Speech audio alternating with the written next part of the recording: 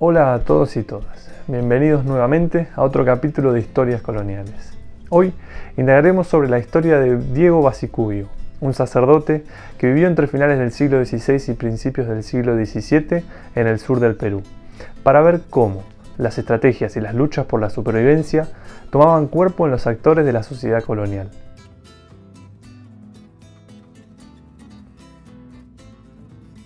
El relato de Diego es recuperado de la obra de Sweet Nash, La lucha por la supervivencia, donde los autores se propondrán un objetivo muy específico: recuperar una serie de personajes y actores de las diferentes colonias en América para iluminar cómo los de abajo, los sometidos por parte de las metrópolis, se relacionaban y respondían ante la situación de dominación.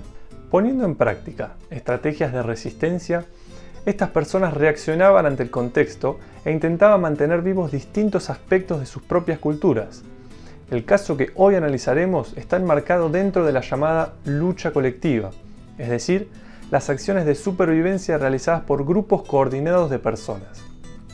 Si querés saber más sobre la propuesta teórica que plantean los autores, pasá por el podcast número 3 del Rincón de Atso. La vida de este sacerdote transcurrió entre finales del siglo XVI y principios del siglo XVII, en el Virreinato del Perú, en una localidad conocida como San Francisco de las Chichas. Allí, como en todo el virreinato, las reformas realizadas por el virrey Toledo, pasada la segunda mitad del siglo XVI, tuvieron un impacto directo en la sociedad y en la economía. Toledo trajo de Europa una nueva técnica de producción de plata, denominada azogue, que requeriría mayor cantidad de mano de obra. Como muchos otros indígenas del Perú, es posible que Diego haya sido sometido al sistema de la mita. Reutilizado de las sociedades originarias, exigía a cada indígena hombre mayor de edad trabajar por un tiempo determinado en alguna de las minas andinas. Cumplidos dichos turnos, que representaban aproximadamente 2 meses al año, era permitido volver a los ayllus. Sin embargo, debemos recalcar otro aspecto muy importante para entender esta historia: el rol de la Iglesia. Uno de los objetivos principales de los conquistadores fue convertir a los indígenas al cristianismo.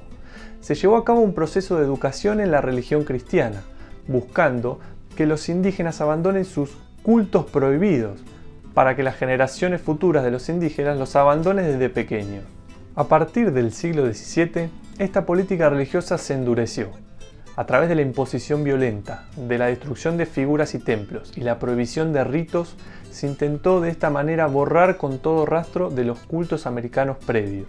En este contexto, la Iglesia llevó a cabo investigaciones, persecuciones, juicios e impuso castigos a los indígenas que persistían en sus creencias previas, siendo mucho más severa con los que se resistían, ocultaban o practicaban estas religiones en secreto. Diego Basicubio, como sacerdote, era el encargado de guiar al culto del dios Sorimana, de origen americano.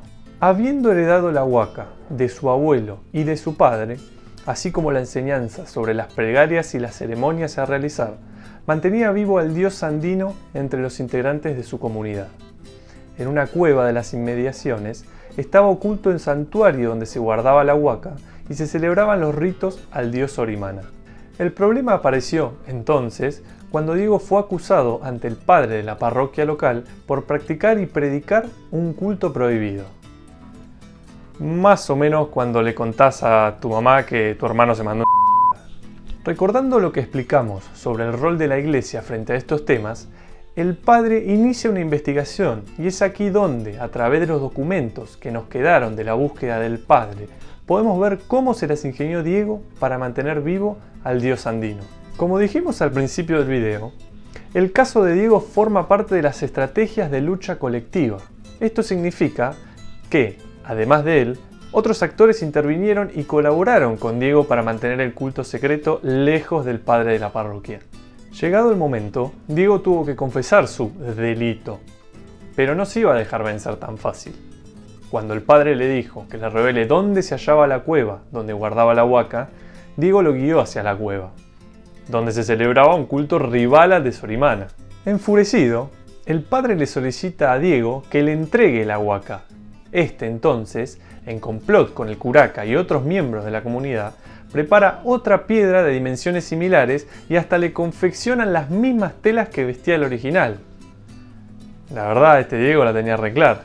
No lo sabemos con certeza, pero los autores estiman que el padre creyó las mentiras, ya que los registros del caso narran los castigos que le fueron impuestos a Diego y a sus seguidores. Estos principalmente consistieron en muestras de arrepentimiento y de adhesión a la religión cristiana frente al pueblo. En este punto, los autores también se aventuran a pensar que incluso Diego prefirió someterse a estas penas. ¿Pero por qué? Porque estas penas eran mucho menores a las que podía recibir si se descubría la magnitud del culto que estaba ocultando. A fin de cuentas, mostrar su falso arrepentimiento ante el pueblo que conocía y protegía el culto tanto como él, aseguraba que el dios Orimana pudiese sobrevivir. De esta manera, llegamos al final del capítulo de Historias Coloniales. Si te gustó, dale like y suscríbete al canal. Hasta la próxima.